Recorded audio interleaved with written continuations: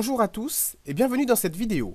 Nous allons voir ensemble comment la plateforme nous indique les échéances et les travaux à réaliser durant la formation. Nous sommes ici sur la page sur laquelle vous arrivez lorsque vous vous connectez et nous allons nous diriger vers un atelier, ici l'atelier cours semaine 4. Nous remarquons que l'atelier possède une liste intitulée Mes tâches qui précise les tâches à réaliser pour cet atelier.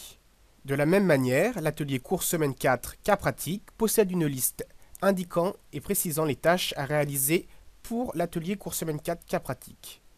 Nous voyons là encore un autre exemple avec l'atelier cours semaine 3 et la liste Mes tâches pour cet atelier. En cliquant sur l'intitulé de la liste Mes tâches, nous accédons au message qui précise les tâches à effectuer. Je vais me rendre ici dans l'atelier 2 et je consulte les tâches qui étaient à réaliser pour cet atelier. Je vois ici qu'il y a 4 tâches déposées par le formateur Christine Vaufré. Remarquons qu'il existe deux types de tâches, les tâches obligatoires et les tâches facultatives. Les tâches obligatoires sont précisées comme ici, avec la tâche numéro 2 qui est indiquée comme obligatoire. Au fur et à mesure de la formation, vous allez devoir indiquer les tâches que vous avez effectuées. Regardons ensemble comment indiquer que vous avez effectué une tâche. En cliquant sur le lien Fait par, une nouvelle fenêtre va s'ouvrir. Elle va vous permettre de cliquer sur le bouton J'ai fait cette tâche en haut de la fenêtre.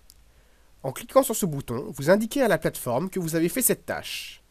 Observons, la tâche vient d'être marquée comme effectuée et maintenant mon nom apparaît dans la liste pour indiquer que j'ai bien effectué cette tâche. Nous venons de voir comment procéder pour indiquer que nous avons fait une tâche.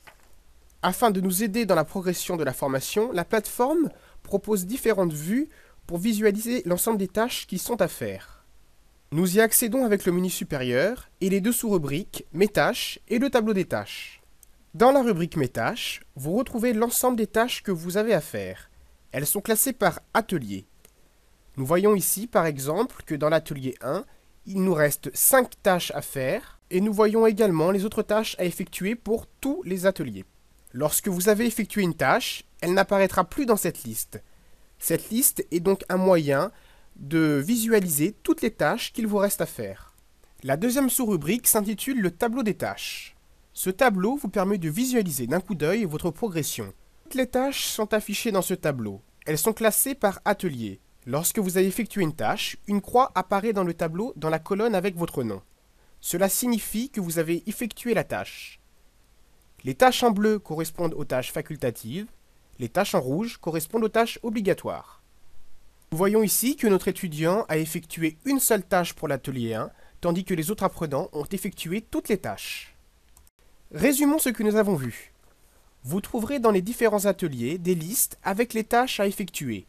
Vous devez faire ces tâches au plus tard pour la date indiquée au fur et à mesure de la formation. Pour visualiser les tâches à effectuer ou que vous avez effectuées, deux vues vous sont proposées.